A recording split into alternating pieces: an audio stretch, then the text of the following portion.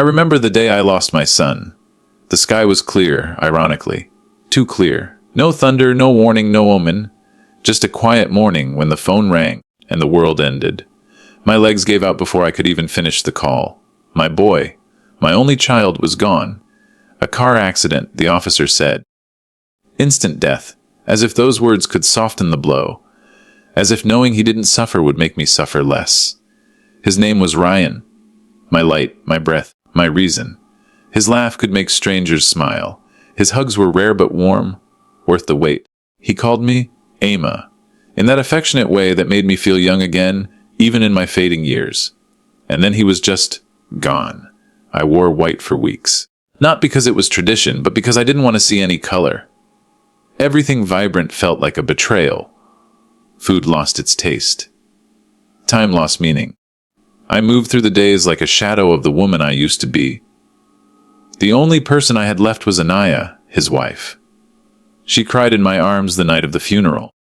Her hands clung to my sari like a child. I stroked her hair and whispered, "We'll get through this together." And I believed it. She had been part of our family for 5 years. She once told me she saw me as her second mother. I held on to that. For a while, we tried to navigate grief side by side. The house was silent, but her presence made it feel less empty. I cooked for her, cleaned, lit incense for Ryan every morning. I told her stories of his childhood, thinking it might soothe us both. But then, little things started to change. She stopped joining me at the temple. She no longer sat beside me during dinner. Her phone became her constant companion, her eyes always somewhere else. And then one day, I came home from the market, carrying vegetables I had carefully selected for her favorite dish, only to find my bedroom door locked. My things, my clothes, my photo frames, my jewelry, piled in a suitcase in the hallway. Anaya stood at the end of the corridor, her arms crossed. Her expression was ice. What is this?" I stammered. She didn't look away. "It's time for you to leave." I blinked. Surely I'd misheard. "Leave. This is my home." "No." She cut me off, voice sharp. "This was Ryan's house. He put in my name. You're not on anything. No deed. No bank account. Nothing?" Her words hit like bricks. I couldn't breathe. I leaned against the wall, trying to steady the spinning room. "You said I could stay," I whispered. "You said we're family." She rolled her eyes. "That was before I realized what a burden you are. I have my own life to live. I'm still young, and I won't spend it babysitting a grieving old woman." I thought she was lashing out from pain. That grief was making her cruel. But then she said the words that shattered me all over again. "You'll leave with nothing." She sneered. "No money, no rights. Ryan left everything to me, and I promise, I'll make sure you never see a single rupee of it." I stood there frozen, clutching the handles of my suitcase like a lifeline. My son's face flashed in my mind. His voice, his laugh, his promises. He would have never wanted this. But he wasn't here to stop it. That night, I slept in the waiting room of the temple. No bed, no pillow. Just a shawl wrapped tight around my shoulders, and the ache of betrayal wrapped even tighter around my heart. People talk about grief like it's some poetic thing. A storm, a wave, a season. But grief isn't poetic. It's cruel. It's the sound of silence in a house once filled with laughter. It's the taste of cold rice because there's no one left to cook for. It's being tossed aside by the only person you thought would understand your pain. I thought losing my son was the end. I was wrong. The real end came when his wife, the woman I once called daughter, kicked me out with nothing but the past in my pocket. But fate is a strange thing, because in the days that followed, when I was at my lowest, something unexpected would surface. Something that would change everything. Something hidden waiting, burning quietly in the ashes. My son's final gift. And the beginning of my return, I spent weeks wandering between the walls of strangers' homes and the cold concrete of shelters. At night, I curled into myself beneath thin blankets, my heart an empty cavern echoing loneliness. The world moved on around me, indifferent. But I couldn't. I wasn't just a mother without a son. I was a woman betrayed, cast aside by the one person I thought would protect my memory. Anaya had turned her back on me, and it felt like a fresh wound every single day. One evening, while clearing out the last of the things I had left in the house, I found myself in Rian's old study room. The scent of his books, his pens, the faint trace of his cologne, it was unbearable and comforting all at once. I sat at his desk, brushing my fingers over a dusty notebook, the one he'd always carried everywhere. I opened it to a page I'd never seen before. Tucked inside was a small envelope, yellowed and fragile. I pulled it out gently. It was addressed to me, in Rian's handwriting. Amma, the letter began, "If you are reading this, it means I am no longer there. I want you to know how deeply I love you, how much you mean to me. Always have. I have made arrangements so you are never left wanting. The house, the savings, everything I have will be divided fairly between you and Anaya. But life is unpredictable. If anything happens to me, I trust Anaya to care for you as I would. Please don't let any disagreement come between you. You are my heart, always." Ryan, my hands trembled. The letter was folded over a copy of a will, a legal document. It was unsigned, but it clearly stated that my son intended to leave everything to both his wife and me. Why was it unsigned? Why was this letter hidden away? Why had Anaya never told me about this? The questions raced in my mind, but one truth crystallized: my son wanted me to be cared for, to be safe. I was not going to let Anaya erase him, or me, that easily. I found the number of an old family lawyer, a man named Mr. Reynard. Ryan had once mentioned him briefly, saying, "He's honest. He'll always do what's right." I was hesitant at first, but desperate. My shaking fingers dialed the number. The phone clicked on the third ring. Reynard and Co. A calm voice answered. "Huh, I'm Ryan's mother," I said, voice cracking. "I need help, please." There was silence for a moment, and then he said, "I've been waiting for you." The words felt like a lifeline. Mr. Reynard explained that he had been working with Ryan on his estate plans for years. He remembered my son's wish to make sure I was protected. He told me something shocking. The original will was stored digitally, signed and dated by Ryan.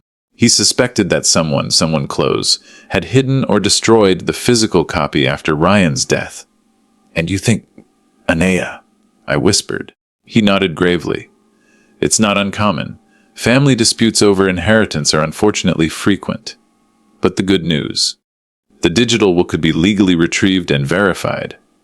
It was a strong case. Mr. Reynard promised he would help me fight.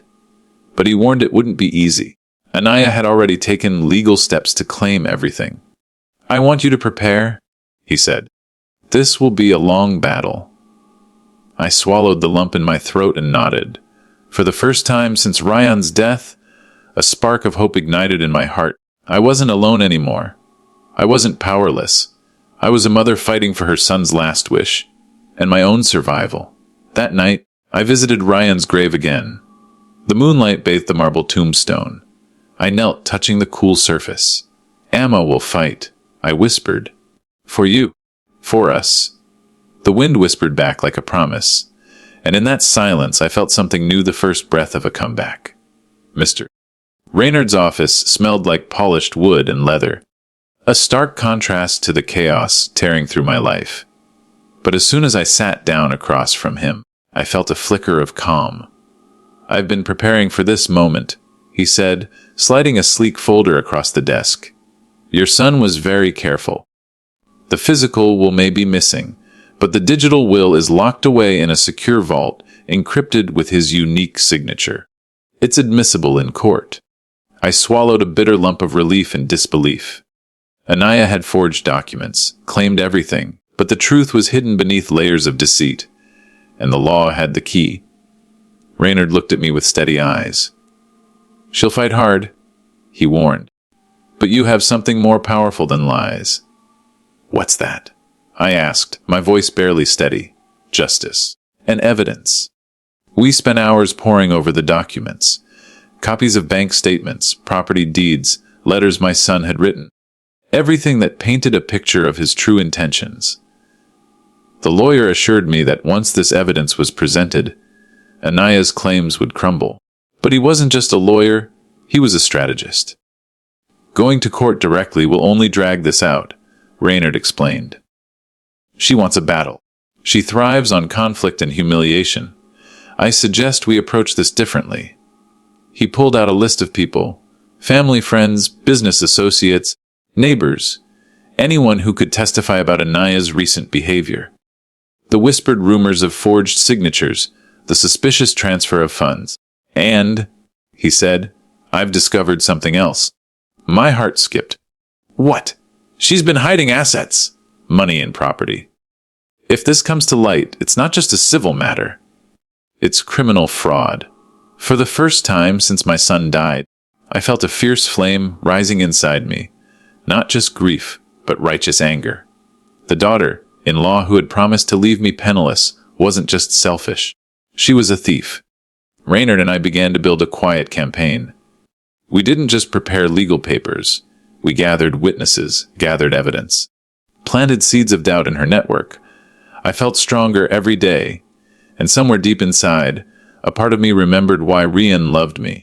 Anaya had always resented me. I could see it now clearly in the moments she lost her mask. The harsh words, the cold stares. She was jealous of the bond we shared, angry that Rian never fully left his mother's side, even after marriage. But jealousy doesn't justify cruelty. One afternoon, I went back to the temple alone. I sat on the marble steps, hands folded, tears slipping silently. I whispered a vow. My son, I will not let your memory be stolen. I will rise, not just for me, but for you. The fight ahead would be brutal. It would test me in ways I could not imagine. But I was no longer the broken woman who left her home with a suitcase. I was a mother armed with truth, justice, and love, and I was coming for my life back. The day the papers arrived, my hands trembled. But my heart was steady. Mr. Raynard had done what I thought impossible. He had gathered the proof, unearthed the truth buried beneath Anaya's lies. The invitation to a meeting came sealed in a thick envelope with the law firm's insignia. The courtroom wasn't ready yet. Instead, we had a meeting, a final chance to resolve this without a public trial. Anaya arrived in an expensive black dress, her makeup flawless but her eyes sharp, wary. She didn't smile when she saw me.